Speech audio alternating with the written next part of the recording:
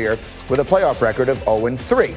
Now, these are the numbers. Since tracking began in 2006, Lamar Jackson's total QBR in the playoffs is tied with Andy Dalton for the lowest in the league by any quarterback with at least 2 playoff starts. And when you consider all the success he's had in the regular season, I think that the narrative here feels to many people as though there's enormous pressure on Lamar Jackson this Sunday. Ryan Clark, do you think there is? You know what? I think there's enormous pressure, but let me say this. Early on in the season, I talked about liking Kyler Murray a little more than Lamar Jackson, and all of a sudden I became this Lamar Jackson hater. But I love Lamar Jackson. I think Lamar Jackson is a great player, and I thought he said something that was very important this week. He talked about not winning playoff games and talked about some of the great players. I didn't mention them or say great players haven't won playoff games as well. Here is how I heard that. I was the 5th quarterback drafted in my class. I was the last pick of the first round. Baker Mayfield has never won a playoff game, hadn't been to one until this week. Sam Darnold's never been to one. Josh Allen's never won a playoff game, and Josh Rosen was on the practice squad. None of those guys have reached the heights that I have individually, which is winning a regular season MVP. Yet, I'm the only one that is judged by playoff wins. That's a tribute to his greatness. That's a tribute to his uniqueness. That's a tribute to his success. That out of all of those guys, the only guy that we make sure that every playoff game is a referendum on who he is as a quarterback is Lamar Jackson. What that tells us is the way that he's played, the way that he's carried himself, the things that he has done are absolutely phenomenal. And does Lamar Jackson need to win this playoff game? Absolutely. But does that mean that he is not a great quarterback and one of the future stars of this league that will carry the shield? Absolutely not. Lamar Jackson needs to win just because the Ravens could get an opportunity to win a Super Bowl, but not because he hasn't proved anything. I happen to totally agree with you, and I was going to make my Peyton Manning comparison, but now I see the look on Bart Scott's face, and I need to hear what Bart has in mind. Go, Bart. I mean, I couldn't disagree with you more, Ryan Clark. You know I love you like a play cousin. But I tell you what, when you talk about Lamar Jackson and why he's held to a higher standard, he's held to a higher standard because guess what? He was the last of those quarterbacks picked. Why was he one of the last of those quarterbacks picked?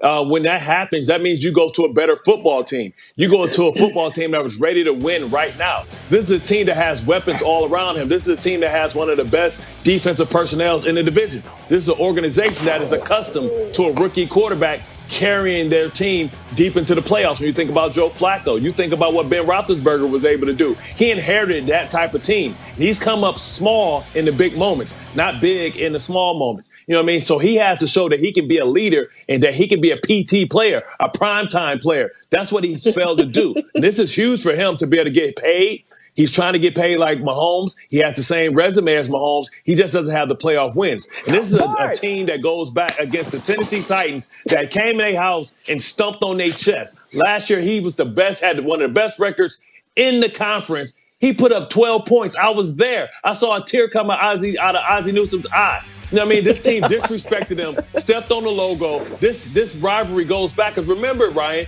this team, this Tennessee Titans team, was in the old division with us. That was the real black and blue division, right? And they've been disrespectful. And if you can't put them in check and let them complete the cycle on you by beating you, look at this right here, man. This is when Ray Lewis took Eddie George's soul. This is a history. This is a hatred. This is a rivalry. But we just call him 500 Fisher. We hated Jeff Fisher. Jeff Fisher hated Brian Billick. Now you think about the rivalry between Harbaugh, you think about Vrabel. These are two teams that are built tough. This is like a team in the South that's built like we're built. And you have to smack them in the face, man. And Lamar Jackson has to do his part. If not, then you can't give him that extension. You have to hold off on extension and say, hey, until you prove that you can win a big game, we can't put that cheese on your taco, baby. I loved every word of that. Go ahead, RC. Bart, you act like they picked him 32nd because that was their first pick, and y'all had just won the Super Bowl.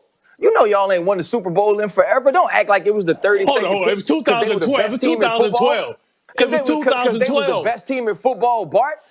Joe Flacco had that team dookie. That team was terrible. Until Joe Flacco gets hurt and you insert Lamar, they were nothing. Don't act like he took over the New England Patriots like Tom Brady did in his first outing. That wasn't the team he was playing for. This team is good because of Lamar Jackson. This team got to the point that they got to because of Lamar Jackson. Ozzie Newsome had a tear in his eye because he understood the trade he made with the Philadelphia Eagles to get the 32nd pick again was the one that he needed to get to that position. position he was in because Joe Flacco couldn't get him there. It didn't matter who was on the team. And so now what in the Benedict Arnold did you drink this morning? Who are you? Who are you, Bart? You need to know who you are. Understand your place. This man is being compared to all of these quarterbacks drafted in 18 with him. None of them have a playoff game, a playoff win. We don't talk about it. Sam Darnold ain't been there. We don't talk about it. This is Baker Mayfield's first time. We don't talk about it. Josh Rosen was on the practice squad. He was the number one overall pick. That's the That's point. what happens. All of these people. You lucky Allie saying let Kimberly get in, and I love Kimberly. Boy, let me get Kimberly in. I wish we could put the pads on right now. Kimberly, I'll tell you what this sounds like. Let's do it. Bang, bang. Oklahoma. This sounds like the pregame pep talk that Bart Scott would be giving Lamar Jackson if he was in the locker room before the game Sunday, which he might be, for all we know. He better be big trust. Listen, this is playoff TV right here. This is playoff TV, right? We're ready. We're ready. All right. What do you want from me, Greeny? What can I add to this convo? Kimberly, how do you see the pressure on Lamar Jackson this weekend? Boy, it got me rocking, man. Lamar Jackson is somebody who has been criticized from day one. I was at the combine in front of the lectern when he was talking about all the doubters. And he said, I don't care what people think. That's not true. He does. And he does try to shut people up with his play. But so far, he has been great in the regular season. But I was at that Titans playoff game last year. I saw a Ravens team that did not look like the Ravens who were running over everybody all season long. So while even if Lamar loses this weekend, we will go into 2021 saying, well, the Ravens are still good. They're still one of the top AFC teams. Lamar Jackson is one of the best quarterbacks in the league. But the narrative of him not being able to win on the big stage will still be there. And this is how he erases this narrative. He's still a great player, and he's a victim of being so good because, as Ryan said, all those other QBs that were drafted ahead of him, you haven't really seen them get as far as Lamar, right? But Lamar has to take it to another level because of how lost to the Chargers. We expect. Ryan, open your eyeballs. You hear me talking to you? I don't hear you, bro. I'm frozen. You know, He lost to the Chargers. I would prefer not to, but I have to. Let's leave this here for the moment. We will come back to this, I promise, as we work our way towards Wild Card Weekend. In the meantime, there's something else we're working our way toward, and that is the capper of the weekend, if you will. Monday night is the championship game, and we will see Justin Fields and Ohio State getting ready to try and take on Alabama after that huge win over Clemson. And Fields threw for 385 and 6 touchdowns and absorbed that enormous hit and stayed in the game. Many people believing that his draft stock would skyrocket after that performance.